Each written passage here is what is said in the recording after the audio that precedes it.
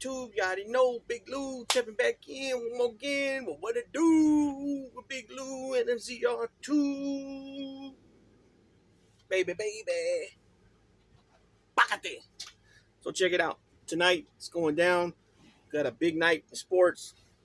As far as contact sports, you got UFC 306 going down tonight in Vegas at the Spear. And then you got boxing going on also. Uh, Canelo uh, Canelo Alvarez Berlanga and Lara contra Garcia, right? So Sean O'Malley, you got Sean O'Malley on there, and you got Grasso going up against you got Sean O'Malley going up against Marab Dalvalashvili. I don't know how to say his name right, and Alex, excuse me, for the Bantamweight title. Then you got Alexa Grasso, Valentina Shevchenko 3, right? In the co-main event for the women's flyweight title. You got Brian Ortega is on there also. This ain't really going to be a prediction video. This is just going to be about saying what's going on with the fight. Let me see if this will be better. Yeah, here we go. That's better. I think so. Let me see. Yeah. Okay. So, anyways, I want to read this article. UFC 306 is expected to go down September 14th with the company branding the event Rida Series Noche UFC in the honor of Mexico's Independence Day. The event will be the UFC's first fight card at the Sphere in Las Vegas, headlined by UFC men's bantamweight champion Sean O'Malley versus Merab Dalvalashvili, I guess, I don't know, as UFC main event 306, and the UFC's women's flyweight champion Alexa Grasso will rematch former champ Valentina Shevchenko in the co-main event. O'Malley is a 100 plus 120 underdog for what will be his second UFC title defense. Merab started out as an early minus 200 favorite, but that line has since narrowed to minus 130. Merab has won 10 straight in the UFC, including a dominant decision win over former two-division champ Henry Cejudo in his last outing. Stylistically, his wrestling-heavy approach could present some problems for O'Malley, though the challenger has shown some occasional gaps in his stand-up striking game. So, what I know about O'Malley, he's a striking but hey, shut your mouth. But I'm only talking about Sugar Shane, right? The boy can sling him from his feet. He can sling him. Striking. He's a striker like a mug, right? Kick with his kicks, punches. He's got dynamite, right? So I don't know much about Merab, but Merab's majority a wrestler. I thought that, I thought that if O'Malley would have fought Cejudo a year or so ago, Cejudo maybe would have took him out with this wrestling. You know what I mean? In the co-main event, this will be the third straight fight between Grasso and Shevchenko. Grasso won the first bout in 2023 after jumping to Shevchenko's back for an opportunistic submission. The second meeting this past September ended in a draw after a closely contested affair. Grasso opened as a significant underdog in both prior bouts, but opened as a very slight favorite for the trilogy fight. For Shevchenko, this is the first fight in 8 years for which she has not opened as a clear betting favorite. So who else is under? Oh, you got Brian Ortega taking on Diego Lopes. You got Yasmin Haragi going against Kelton Souza. Edgar Chirez against Kevin Borges. Irene Aldana against Norma Dumont. Rolando Rodriguez against Osman. You got Ignacio Bahamondes. I know the Portuguese way, the Brazilian way is different than Spanish, and I read it like Spanish. So Manuel Torres, and you got Raul Rosa Jr.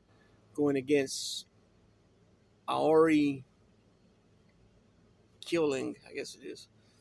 So it's like I said, it's at the Sphere in Las Vegas. Main cards 10 p.m. start, 10 p.m. Eastern, so 7 p.m. Broadcast is ESPN plus pay per view. Shevchenko, uh, a big name in UFC for a while. You know what I'm saying?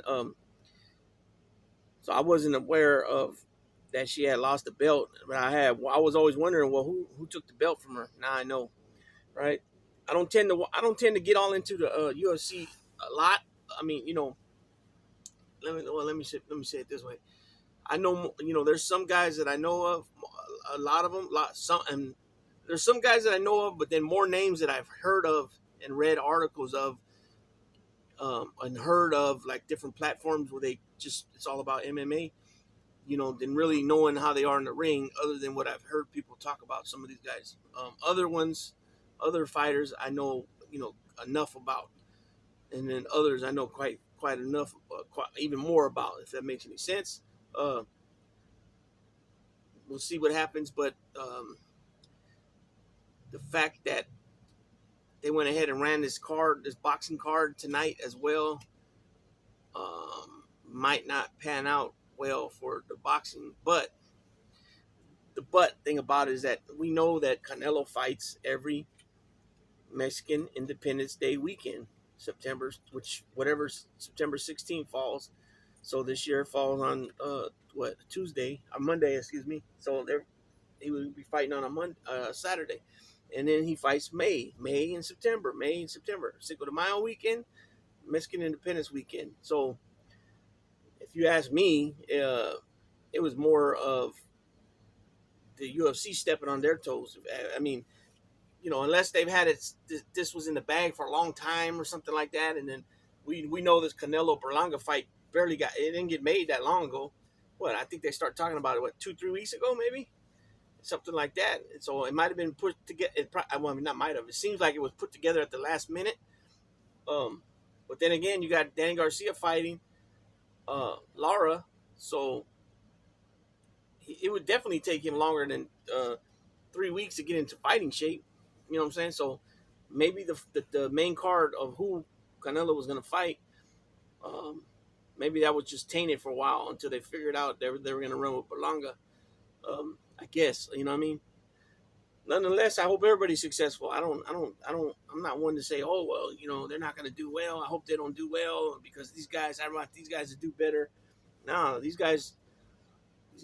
I'm talking about the fighters now. I'm not talking about the promotions and the owners and the CEOs, and so I'm not talking about Dana White, and I'm not talking about Turkey, and I'm not talking about any of these other people that are, PBC, Money Team, Golden Boy. I'm not talking about any of that. I'm talking about strictly the fighters. They sacrifice and dedicate a lot of hard work into their craft, what they do, and like MMA, for example, MMA stands for mixed martial arts. So you could be a boxer, right? You could be a kickboxer. You could be a judo. A judo. You'd be judist. I don't know if that's the right way to say it. If you practice judo, then you got jiu-jitsu, kachikempo. You got jeet kune do. You got all kinds of different things. Eskrima, all this stuff. A lot of guys take little bit of this, little bit of that, or if they have enough years to practice different arts. Some people start off with a good amateur background of boxing, and maybe they fought a few pro fights of boxing, and then they got into something else. You know what I'm saying? Like Francis did, kind of. And then he started learning how to wrestle and jiu-jitsu, Brazilian jiu-jitsu and all that, and then they took on some taekwondo as well for kicking, to learn to kick better, whatever. You know what I'm saying? And so it's a never ending story. You're always learning. That's why you got some fighters, like, for example, because he came to my mind first when I said this, Miguel Cotto. He was already a renowned champion in a couple of divisions already, and then he went and went and grabbed Freddie Roach, and it like it reinvented himself as a middleweight. You know what I'm saying? And he came out on top as a middleweight champion, WBC middleweight champion. He only weighed 155. He wasn't even a true middleweight. And he knocked the shit out of Sergio Martinez. So it just goes to show you that just because you're on a certain level as a fighter, you can still be you got to obviously humble yourself to not think you know exactly, you got all the answers.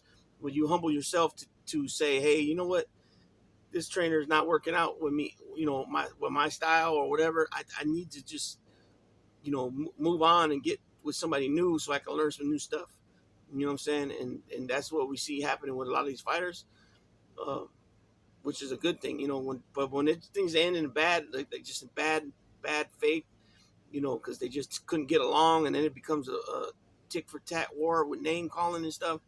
Yeah, that's not good. That's not what I'm talking about. I'm talking about somebody that's just legitimately like, you know what? I was a champion at one time. I moved up to another division. I became a champion again. Maybe the person moved up again. On third division, was a champion at one time, and now he moved up again. But his last couple fights, he hasn't been able to pull off a W, and he decides to go different ways from the current trainer. That happens all the time in boxing. I mean, look. I mean, you keep seeing Goose and uh, Reyes. Is that his name? Reyes, Canelo's trainer. Uh, Derek James. You know what I'm saying? Virgil. Um, I was gonna say Virgil Hill, but I'm talking about Virgil, Andre Ward's trainer. He went started training Khan, and different, different trainers in the game. Robert Guerrero, Freddie Roach. You got some top notch trainers out there. Jose Benavides Senior, um, Abel Sanchez. You know what I mean? All these guys that have proven to be, um, that have proved to show that they know what they're doing.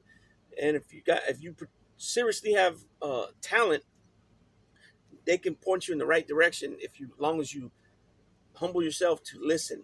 You know what I'm saying? Listen and follow their directives. Some guys, have been in the winning position so long that when it's finally time for them to move on to go a different route with a different trainer, they'll push back too much with the trainer so that they can't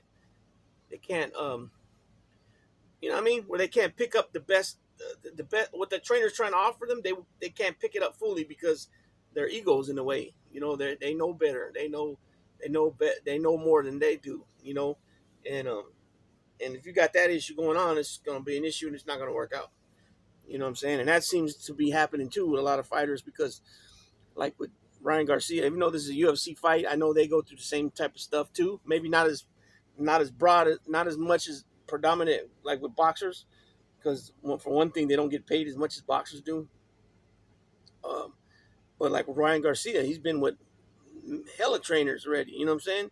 Canelo's trainer with Derek James right now. He's been with Goosen. And these guys all have multiple world champions under their belts. You know what I mean? I'm not sure how many Derek James had, but he had Spence and he had at least one of the Charlo brothers, if not both. You know what I mean? So that's a couple at least. But guys like Goosen, he's had many. You know what I'm saying? Um, many title holder.